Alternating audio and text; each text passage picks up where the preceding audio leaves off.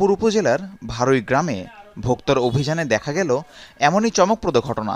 সাদা তিল মেশানো হচ্ছিল কেমিক্যাল আর কালো রঙে। এরপর তা কালোজিরা নামে বিক্রি করা হতো বাজারে। প্রত্যন্ত গ্রাম থেকে ভেজাল সেই কালোজিরা চলে যেত দেশের বিভিন্ন স্থানে। গোপন সংবাদের ভিত্তিতে আমরা এই ভবাপুরের এই জায়গাটাতে এসেছি একটা কারখানায়। তো এখানে এসে যেটা আমরা পেয়েছি সেটা হচ্ছে যে একজন অসাধু ব্যবসায়ী মূলত উনি ভেজাল করছেন, যে লাল সাদা তিলকে উনি এটা বিভিন্ন ধরনের কেমিক্যাল এবং রং মিশিয়ে সেটাকে কালো করে কালো জিরা হিসাবে বাজারজাত করার একটা পায়তারা করছেন। তো আমরা এখানে হাতে নাতেই তাকে পেয়েছি।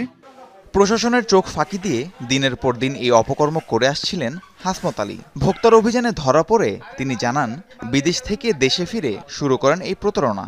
অল্প টাকার সাদা তিলে রং মিশিয়ে ৩ থেকে ৪ গুণ বেশি দামে বিক্রি করতেন কালোজিরা হিসেবে। দুটি টিনের ঘর ভাড়া নিয়ে সেখানেই চালাতেন তিলকে কালোজিরা বানানোর দক্ষ যজ্ঞ।